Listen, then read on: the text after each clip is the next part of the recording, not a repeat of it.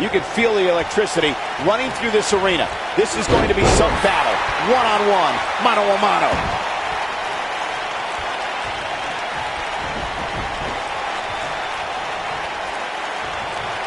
Watch this. Oh, what incredible power. Wow, what a vertical suplex.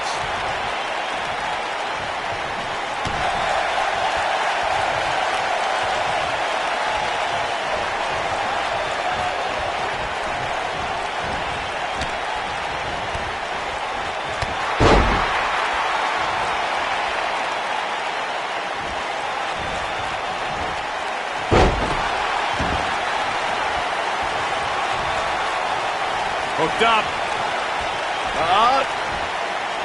Inverted suplex. That hurt. Oh, look at this, raining down sharp elbows.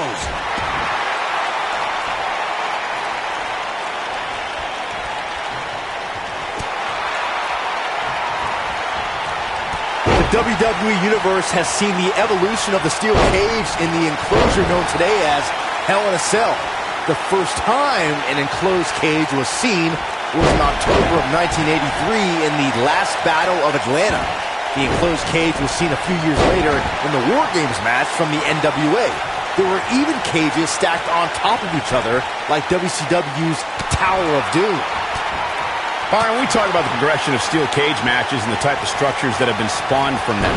I need to point out that some cages have been electrified. One was made from bamboo in the form of a Punjabi prison match. And, of course, the Elimination Chamber with glass pods and steel doors. And today we have the Asylum match, where weapons are on top of the cage. Just goes to show you that times may change, but the objective to destroy an opponent remains the same. There's still no better way to settle a score than to do battle with your adversary inside a steel cage.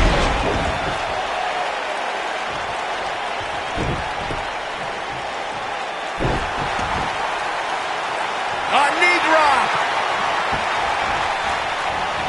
Oh, what impact!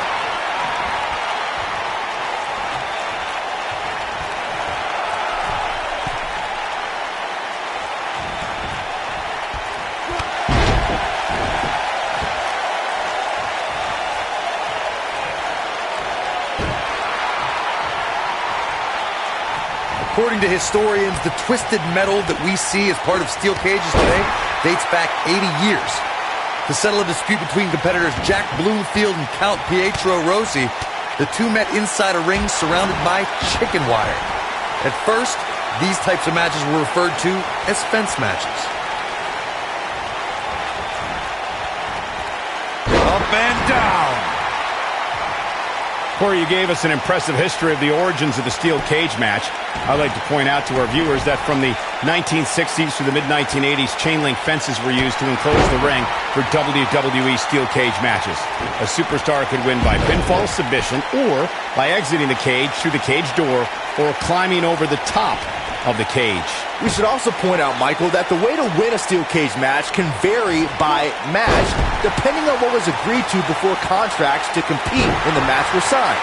Talking about history, at WrestleMania 2, WWE unveiled the redesigned steel cage with solid steel blue bars before returning to chain link mesh in the late 1990s. There's a certain feeling that comes over the combatants in a steel cage match once they hear the door close and see the official lock it. A superstar must know that their body is going to be thrown against the steel, that their face... This could be the victory right here! And the shoulders come up. How in the world? We spoke about this earlier, Corey. It's crucial for a WWE superstar to fully understand the gravity of the situation they're in when they battle inside a 15-foot-high steel cage. An individual must be ready to endure pure brutality and be prepared for the fight of their life. No one leaves a steel cage match without scars. Corey, you said something of value for once, and that anything is legal inside the steel cage. To that point, something else we've seen over the years is interference. Whether it's The Undertaker coming up through the ring or John Cena getting back shoulders on the mat. The best way to describe combatants clashing inside a steel cage is its battle of attrition. Sometimes a superstar is left with no choice but to fight fire with fire and do whatever they need to do in order to win the match. And sometimes it comes down to a superstar doing whatever they need to do in order... Cover!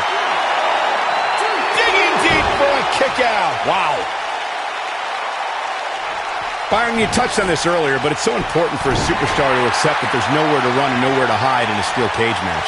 That the conflict will be resolved within the 15-foot-high steel walls that surround the ring. And that losing a cage match can mean much more than a mark in the loss column. For some, it has meant the end of their career. Here, as a tear the features clean off your face. No doubt about that. Here's the cover. There's the pin. It's over. It's all over.